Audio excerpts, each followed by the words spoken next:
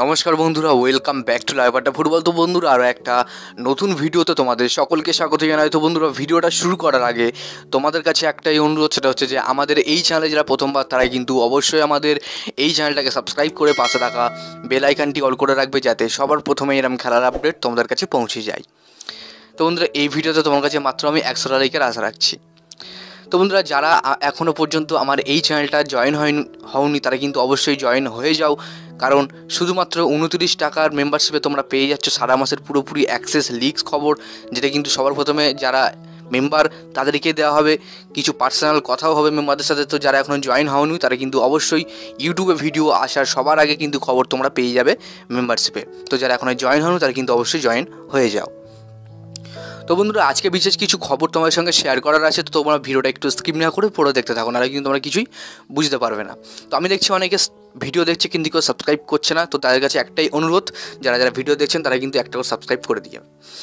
তো বন্ধুরা, সবার প্রথমে যে আপডেটটা নিয়ে আমরা কথা বলবো, এই মুহূর্তে দাঁড়িয়ে মোহনবাগানের জেমি ম্যাকলারেনকে কিন্তু আরও 2 বছরের জন্যে মোহনবাগান তারা কিন্তু দলে রাখতে পারে। তবে এখনও পর্যন্ত অফিসিয়ালি কোনো রকম কোনো খবর দেয়নি মোহনবাগান সুপার জায়ান্টস। তবে জেমি ম্যাকলারেন তিনি কিন্তু তার কন্ট্রাক্টের সাথে আরও প্লাস 2 বছর সে কিন্তু মোহনবাগান দলে থাকছেন।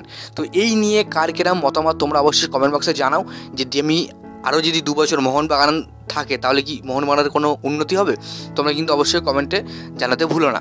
তো আমার তো পার্সোনালি বলতে গেলে জেমি ম্যাকলারেন আরও 2 বছর থাকলে কিন্তু তার পুরোপুরি মোহনবাগানে যে পুরোপুরি তার খেলাটা পুরোপুরি ধরতে সুবিধা হবে ইন্ডিয়ান সুপার লিগে। তো সেক্ষেত্রে টপ স্কোরার হওয়ার কিন্তু খুবই চান্স থাকবে ম্যাকলারেনকে।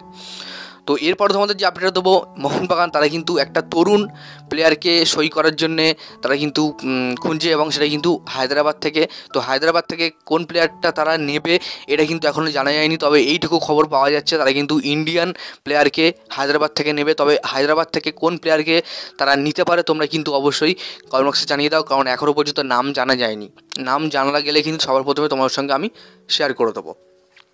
তো এরপরে আসি তোমাদের কিছু প্রশ্ন নিয়ে এবং কিছু উত্তর। দেখো, কালকে আমাকে প্রায় অনেকেই মেসেজ করেছে, দাদা শুনছি এই প্লেয়ার আসছে।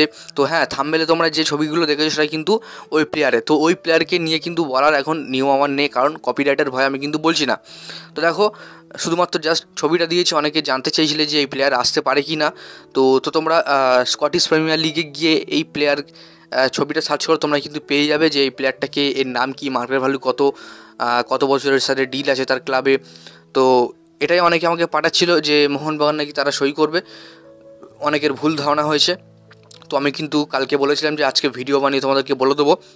তবে হ্যাঁ, মোহনবাগান 2টো ওয়ার্ল্ড ক্লাস প্লেয়ার সই করাবে, কিন্তু তা বলে তারা কিন্তু এখনও পর্যন্ত কোনো লিগস ছড়ায়নি। শুধুমাত্র শর্ট লিস্টে আছে, এটা কিন্তু পুরোপুরি গোপনেই আছে। তো আসলে তোমরা বোঝাতে পারলাম।